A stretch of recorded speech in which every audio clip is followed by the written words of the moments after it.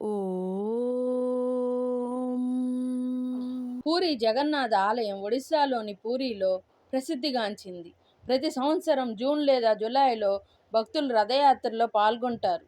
ప్రతిరోజు 56 రకాల భోజన ప్రసాదాలను అందిస్తారు. వీటిని మహాప్రసాదం అంటారు. ఆలయంపై ఎప్పుడూ పక్షులు ఎగరకపోవడం ఇక్కడి విశేషం. ఆలయ గోపురం దగ్గర సముద్రం ఉన్నా గాలి శబ్దం వినిపించదు. ఆలయ శిఖరంపై ఉన్న నీలచక్రం ఎక్కడి నుంచైనా ఒకే కోణంలో కనిపిస్తూ ఉంటుంది. స్థల పురాణం గురించి మనం ఇప్పుడు తెలుసుకుందాం. ఒకప్పుడు అవంతి రాజ్యంలో ఇంద్రద్యుమ్న మహారాజు నివసిస్తూ ఉండేవాడు. అతను విష్ణువు యొక్క పరమ భక్తుడు. భగవంతుడు ప్రత్యేక రూపంలో దర్శనం ఇవ్వాలని అతనికి గాఢమైన కోరిక ఉండేది. ఒకరోజు నీలమాధవుడు అనే దేవుడు గురించి వింటాడు.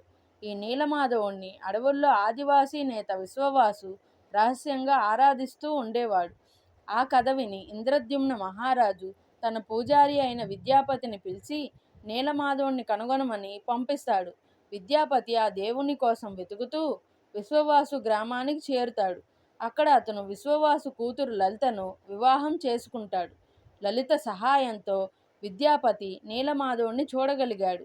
అయితే అతను ఈ వార్తను ఇంద్రద్యుమ్న మహారాజుకు తెలపడానికి ప్రయత్నించేసరికి నీలమాధవుడు మాయమైపోతాడు.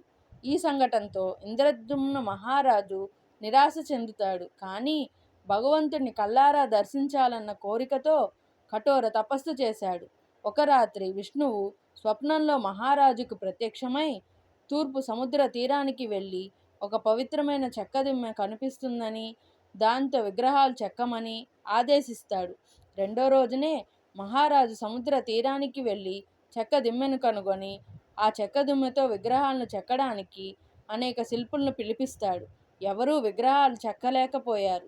చివరికి ఒక వృద్ధ శిల్పి వచ్చి 21 రోజులు ఎవరూ గత్తలుపులు తీయకూడదని, తాను విగ్రహాలు చెక్కుతానని చెప్తాడు. మహారాజు అంగీకరిస్తాడు. కానీ 15 రోజుల తర్వాత రాజు ఆగలేకపోయాడు. తలుపులు తెరిచి చూశాడు. అప్పటికే విగ్రహాలు పూర్తిగా తయారవలేదు. ఆ వృద్ధుడు చిరాకుతో అక్కడి నుంచి వెళ్ళిపోతాడు. అయినప్పటికీ ఆ విగ్రహాలు మహాదివ్యంగా కనిపించాయి. అవి పూరి జగన్నాథుడు, ఆయన సోదరుడు బాలభద్రుడు మరియు సోదరి సుభద్ర. ఇంద్రద్యుమ్న మహారాజు పెద్ద ఆడంబరంగా పూరిలో గొప్ప దేవాలయాన్ని నిర్మించి ఆ విగ్రహాలను ప్రతిష్ఠిస్తాడు. ఈ విధంగా జగన్నాథ స్వామి ఆలయం ప్రసిద్ధిగాంచింది.